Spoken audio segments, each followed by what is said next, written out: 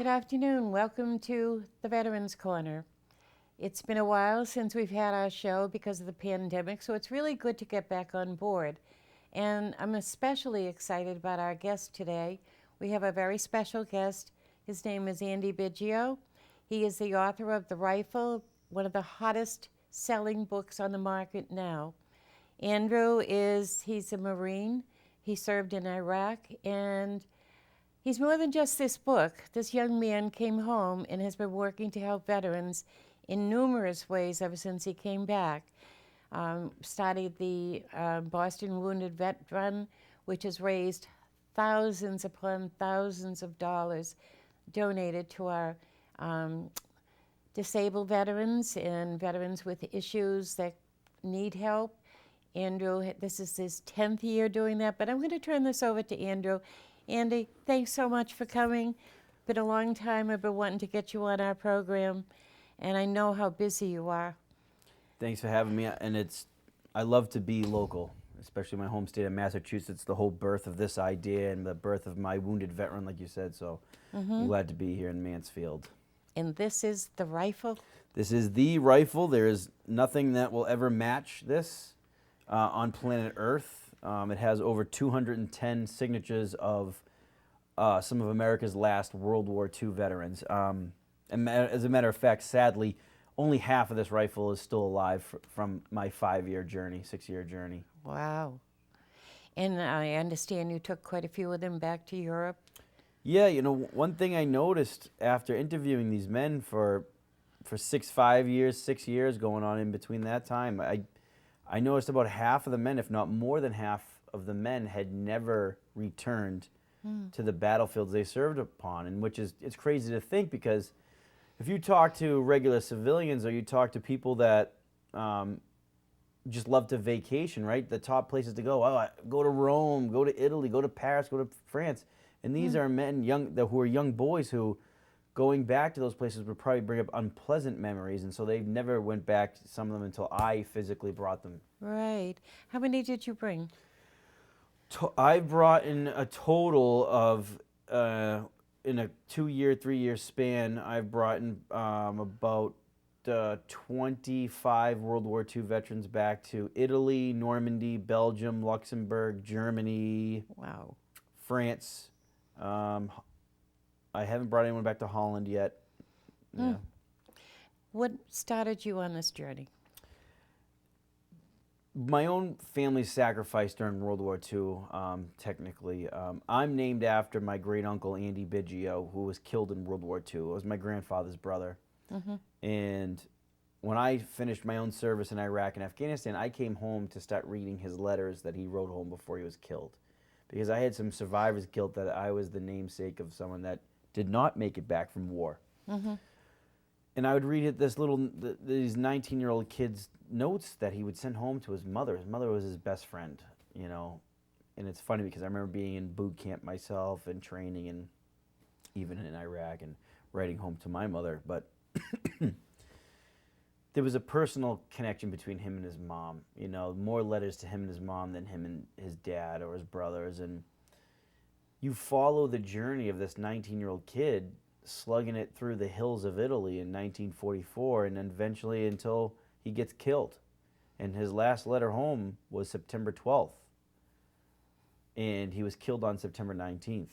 And so, he talked about how scared he was, and he talked about basically asking his mother to mail him a gold cross because he didn't want to go back up a hill, a specific hill in Italy that they were taking a lot of casualties. And after reading his letters, there was one particular letter about how much he enjoyed this rifle right here. This is the M1 Grand rifle. Pretty heavy, isn't it? Yeah, it was at that time it was the standard rifle that was given to pretty much all service members, especially those in the infantry. The M1 Grand was the rifle of that time.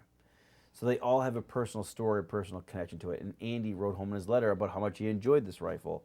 So what do? I go out the next day. I need to buy an M1 Grand rifle, especially a 1945, this one, a World War II one.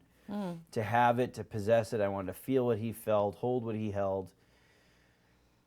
and it was just going to be a relic in the family because our great uncle Andy had this is the last piece of equipment he had before he passed away. And I bought the rifle and I played with it in my living room and I showed the rest of my family, but something was still missing. It just didn't suffice. Like I felt completed at first, but then I was falling off feeling completed because I was not getting the reaction out of my family I wanted or myself. So what was the next best thing to do was light bulb over my head. Wait a minute. I know a gentleman not far who lives from me who fought in the Battle of Okinawa, Joe Drago. He was 92 at the time. Hmm. So I go out to his house. I knock on his door, and I'll never forget it. He told me to come in. I go inside the house, and he's sitting in a recliner, and he's bound to this recliner at his age. He over time he had dwindled down to being very skinny, not getting a lot of exercise, not getting out, typical elderly male. But when I put this rifle into his hands, when I just placed it into his arms again, he transformed into a 19-year-old kid again. He wasn't hunched over anymore. He wasn't feeling sorry for himself. He wasn't weak. He was strong. He was fast. He's moving the rifle around, has it tucked in his shoulder. He's aiming and he's smiling ear to ear. I have to duck. Wow. I have to duck out of the way because he's swinging it around. And he starts telling me about the Battle of Okinawa for like easily 2.5 to 3 hours. I sit there in his living room. By the time we were done, he couldn't even hold his head up. That's how exhausted he was. This is what the power of this rifle did. Wow. So before I left the house, of course, I asked him, this was the birth of it, will you sign your name to this rifle? And he did. He signed it, Joe Drago, I Company, 3rd Battalion, 22nd Marines, Okinawa. Wow, and you remembered all that too. And he was the first signature. And it's funny now I'm looking at this. Some signatures are turning almost a yellowish, while some are still white, and you can tell that is the order in which I've got them. So I left his house, and I said, I looked down at the rifle. I had the story still stuck in my head, and I said, I need to get as many signatures as possible. I'm in a race against time. Here I am, 5 years later, in a best-selling book. I know. Because, and it's great. I've read the book. thank you. I couldn't put it down. I was like 20 signatures into this rifle doing this for myself. Selfish little cool thing to have. And then I remember leaving the house of Clarence Cormier from Gardner, Massachusetts, he was an ex-POW with the 106th Infantry Division. And I never forget that his daughter said to me, wow, I never heard Dad say that before. Dad's never talked about the war. We don't know. Can I read what you write, after the fact. But that's when I said I really should be documenting these men and women's story more than just getting a signature on the rifle. So I started to write about each man and woman, what they did, who they were, their story. I'm onto something. I should make a book of the best stories on the rifle, or stories that hadn't been told compared to other. Right. Some people have been very active and very vocal about their wartime experience. Others never talked about it until the last years of their life for some reason. So it was finding out that someone's own daughter or own son doesn't know about their dad's service that said, well, I should write this down. I should get this story out there. And that's what spawned the actual book, The Rifle. Do you think there'll be a volume 2?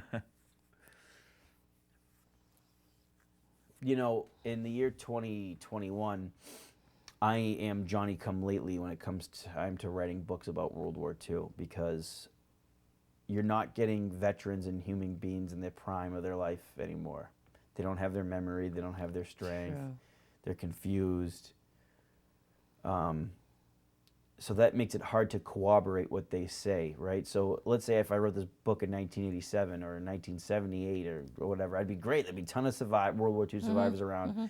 If I talked about the Battle of Anzio, well, then maybe I could drive from Charlestown to Lawrence, Massachusetts, to talk to another guy who fought in Anzio. It's just not like that anymore.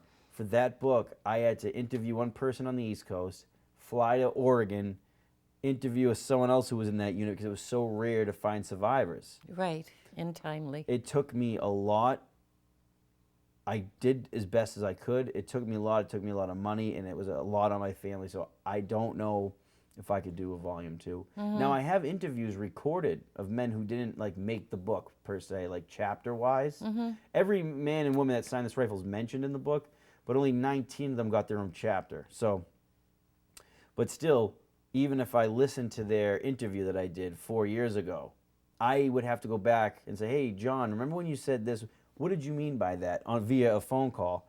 Sometimes I can't do that because A, they passed away, they have Right, dementia, right. or now they can't even hear me on a phone. So I'm lucky I got volume 1 down. Right. Oh, God.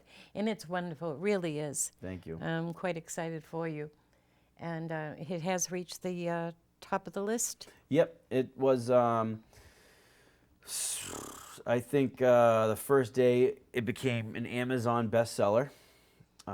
It then became a #1 bestseller in U.S. military history, and then it was a #1 bestseller in World War II history. Wow. You should be very proud of Thank you, yourself. thank you. We have since dropped down, up and down on the charts because the book wasn't available for about 2 months, I know. and that was because I think poor planning by the publisher and COVID limited supply stuff, paper, They pallets. probably didn't realize what a demand there was Yeah. going to be for Yeah, definitely. the sale, Yeah, too. they should have, but because I provided them with what my outreach was, Yeah. what my following was, so. And you have another trip coming up with some of the vets? I do. Next Tuesday, we're going to fly private. We got a donated private jet from an insurance company just as a sponsor because Sweet. I didn't want to put World War II veterans through big, dirty airports with COVID virus going around. So we're going to Right. leave right from Hanscom. Everyone's vaccinated on this small private jet, straight over to Europe, do a couple book signings, masked up, things like that. We're going to take every precaution. I couldn't turn down the opportunity to fly private with some veterans. Right, absolutely. Pandemic or not, it's the safest way to do it. So, And God bless your wife I know. with 2 little ones, a Yep. new baby. Yep, she knows that that when she had my first son, that we were halfway through the finish line of this project and where we're Yeah. going to get. Now I have to keep hitting it to hopefully get a TV or movie deal, and then her husband's not wearing a blue uniform every day, and All right. Putting going his into life random on the line houses. again. Yeah, going into the random houses and dealing Yeah. with criminals and stuff. So I know. I actually work at the Mansfield Police Department as a matron when they need it. yeah, And yeah, people just don't understand what goes on, And I was Yeah. talking to one of the new fellows on the force. He's young, and I said, one thing you need to remember: this is this world, but when you go home, that's your world. yeah, I know. It's totally different. Right. You can't carry that in because you see the worst of society. Yeah, and I'd love to, I'd love to write full time for a miniseries for the book. So Oh, I'd love yeah. to do. Did you ever think of doing the Gulf War veterans? Yeah, so I have an idea for a next book. It's called War Torn, and it's gonna be it's gonna follow I chose 19 veterans of that book. It's gonna follow several Iraq and Afghanistan veterans who were their recovery, recuperation, life after their wounds. Wonderful. And so, yeah. It's kind of getting overlooked. We had the Veterans and Athletes United Memorial out here last summer. That's the flag. It's 7,000 dog tags with names of all that were killed in action. Of course, this year they're going to be adding 13 more. So the Field of Honor hosted that, and it was tough during COVID. We had a wonderful, wonderful ceremony planned. Mary Ellen Callahan was the speaker. I saw her a few days ago. Right, Steve Zaros, he was there, Paul Monti, they were our speakers. And we could only have 50 people. And that included the speakers in my committee. So it was kind of sad, but it was televised a bit. So we just sent in the application to have it back next summer. Good. And the Field of Honor raises funds, and that's some of the things we like to do. Perfect. Now, do you want to talk a little bit about your wounded vet run? Sure. For the last 10 years, or 11 years, before I got into World War II, I was immediately providing care and aid to veterans of my generation, Iraq and Afghanistan, because I was starting to really see not everyone had the same experiences, lucky experiences I did in Iraq and Afghanistan. They were coming back traumatically wounded, worse than any of our previous wars, because due to the advancement of medical technology and medical advancements, veterans are able to survive their wounds more than they did in Vietnam and then Korea and World War II and beyond. Right. So I'm meeting veterans with their skulls replaced with plastic. I'm meeting veterans who have no hip bones and no legs. And I wanted to be there for them. I really, really wanted to be there for them. I wanted them to put them in front of thousands of motorcycles, rev their engines, let them know we love them, we support them, we're never going to forget them. And I've been doing that for 11 years, and in the meantime, each motorcycle that shows up is paying $20. We raise hundreds of thousands of dollars, and we give it away to all those recipients. No one takes an honoree. No one takes an honoree. No one takes a salary. Nobody profits other than those chosen wounded veterans of New England each year. So this year we have a Navy SEAL and 3 Army soldiers who were injured in Iraq or Afghanistan at some point over the last 20 years. And we're reminding them we appreciate their sacrifice, but at the same time giving them financial relief. So this Sunday at Boston Harley Davidson at a noontime, we're going to be doing kickstands up and riding for them. Nice. And I know in the past you've had at least 8,000 motorcycles, 10,000. Yeah, we've been up in the thousands of bikes of attendance. I don't know this year again, as you said. COVID leaves the giant question mark. Are people going to come? Are they going to feel safe to come? And you got to remember, we've had the restrictions loosen and tighten and loosen. So now everyone that had events postponed or canceled are now planning them or have planned them for this fall. So we're competing with a lot, not just other motorcycle runs, but we are competing with weddings. Yes. So. Right. Baby showers, birthdays, I get it. But I still think you'll pull through. I think you'll have to, It's too many people. They're always talking about it. They're always looking forward to it. And so many people believe in it. So, Thank you. You've done a great job. It's amazing.